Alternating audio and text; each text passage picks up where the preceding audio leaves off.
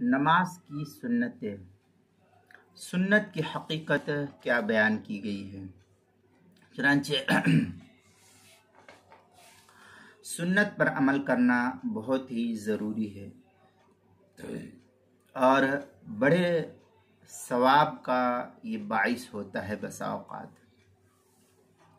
लेकिन उसके छूटने से न तो नमाज में सद सहू वाजिब होता है और ना नमाज फासिद होती है। और तारिक सुन्नत का हुक्म मुख्तलिफ सूरतों में अलग अलग होता है, जिसको हम बयान करते हैं ताकि आपको भी इसका इल्म हो जाए। उनमें से ये कि अगर कोई बिला इरादा सुन्नत छूट गई तो कोई गुनाह इसमें नहीं है, लेकिन इस तरीके से छोड़ देना जानबूझकर ये ठीक नहीं। बिला इरादा भूल से रह गई, छूट गई तो कोई हरज की बात नहीं, इसमें कोई गुनाह नहीं होगा।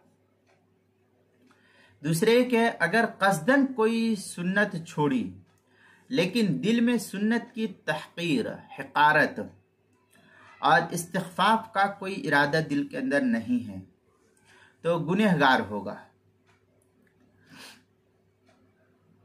तीसरे एक है अगर नाउज़ुबिल्लाह सुन्नत को तहकीर और इस्तिग़फ़ाफ़ की बिना पर छोड़ा है, कह रहे सुन्नत ही तो है, तो ऐसा शख्स फिर दायरे इस्लाम से भी बसा औक़ात खारिज शुमार हो जाता है। इसलिए बहरहाल नमाज को सुन्नत के मुताबिक पढ़ने का मुकम्मल एहतमाम करना चाहिए और इसी सुन्नत के मुताबिक जो है अपनी कोशिश करनी चाहिए कि हमारी कोई नमाज बगैर सुन्नत के ना होने पाए और हमारी कोई भी नमाज जो है किसी भी नमाज की कोई सुन्नत किसी भी एतबार से छूटने ना पाए।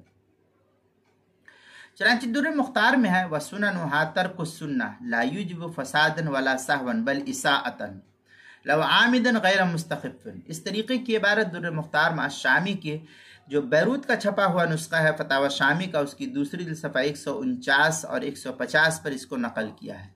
और जो फतावा शामी ज़करिया बुक डिपो देवबंद का हिंदी नुस्खा है, उसकी दूसरी सफ़ा 170, किताबुल मसाइल उसकी पहली जिल्द सफ़ा 339 पर इसको नकल किया गया, वहाँ देख सकते हैं।